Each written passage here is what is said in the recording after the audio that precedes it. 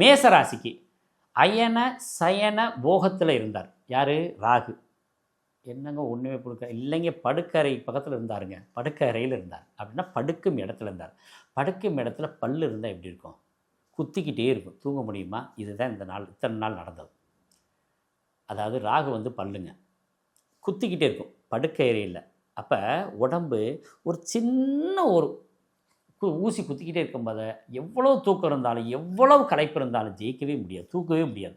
அப்போ இந்த தூக்கம் குறைஞ்சிச்சுன்னா நாம் செய்யும் வேலைகளில் கவனம் குறைந்து விடுகிறது. அதுதான் நடந்துச்சு. எல்லாம் இனி சுபமே அப்படின்னு முதல்ல மேசராசிக்கு ஆரம்பிக்கலாம். அவ்வளவு அற்புதமான வாழ்க்கை ஆரம்பிக்குது. எடுத்த காரியங்களில் வெற்றி, நினைத்த காரியங்களில் வெற்றி, ரொம்ப பிரமாதமான தன்மை. ராகு வந்து பொதுவாக பாவகிரகங்கள் எப்போதுமே கோச்சாரத்திலையும் சரி ஜனன ஜாதகத்திலையும் சரி 3, 6, 11 இருந்துட்டாங்கன்னா அவங்க வாழ்க்கையை உயர்த்தி கொடுப்பார்கள். மாமனார் சொத்து வராமல் இருக்கா? வருது.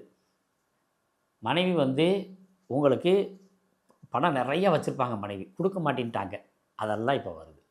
அதே மாதிரி குழந்தைகள் மூலியமாக ரொம்ப அபரிவிதமான வளர்ச்சிகள்லாம் பெறப்போகுது. சார் எல்லாமே நன்மையை சொல்லிக்கிது. உறுதியாக நன்மை உண்டு, எந்த கெடுதலும் கிடையாது. உங்களுக்கு நீங்கள் கொடுத்த பணம் வர்றதில் பிரச்சனை இல்லை, அதெல்லாம் அபரிவிதமாக வரும். கேட்ட இடத்துல பணம் கிடைக்கும். இந்த டயத்தில் நீங்கள் கடை வாங்காதீங்க, ஏன்னா நல்ல பணம் வரப்போகுது. அதனால் நீங்கள் வந்து கடை வாங்காமல் இருக்க பழகுங்க. கடனை கேட்டு கேட்டு அந்த பணம் வந்துருச்சுன்னா உங்களுக்கு நீங்கள் அந்த இன்னொரு பணம் வர வேண்டியது, அதிர்ஷ்ட பணம் வர வேண்டியது இருக்காது. ஏன்னா ஏற்கனவே உழைச்ச பணம், அந்த பணத்தை வந்து யார்கிட்ட கொடுத்துருப்பீங்க, அந்த பணம் வரதெல்லாம் பெண்டிங் ஆகிடும். அதனால் கடை வாங்குறதை மட்டும் விட்டுருங்க. ஒப்பந்தங்கள் போடுறதுக்கு வாய்ப்பு இருக்குது. அம்மாவோட சொத்துக்கள் கிடைக்கக்கூடிய வாய்ப்பு இருக்குது. இதில் அம்மாவோட அம்மா சொத்து கிடைக்கும்.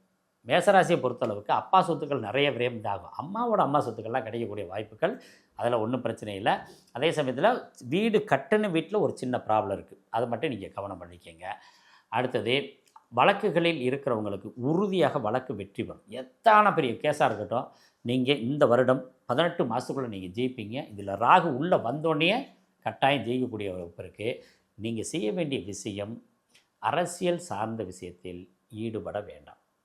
மேசராசிக்கு அரசியலில் பெரிய வெற்றிகள் பெருசாக கிடைக்காது, ஒரு சாதாரண நிலைகளில் இருக்கும். அதை மட்டும் கவனம் பண்ணிக்கங்க. அப்பாவோட விஷயத்தில் ஈடுபட வேண்டாம். தொழில் நல்லா இருக்குது, பணவரவு நல்லா இருக்குது. மனைவி சார்ந்த விஷயத்தில் கவனம், குழந்தைகள் சார்ந்த விஷயத்தில் கவனம்.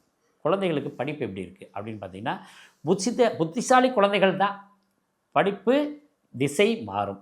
ஸ்போர்ட்ஸ் மேன்களுக்கு எப்படி இருக்குது? ஸ்போர்ட்ஸ் மேன்கள் எதிர்பாராத வெற்றியை பெறுவார்கள்.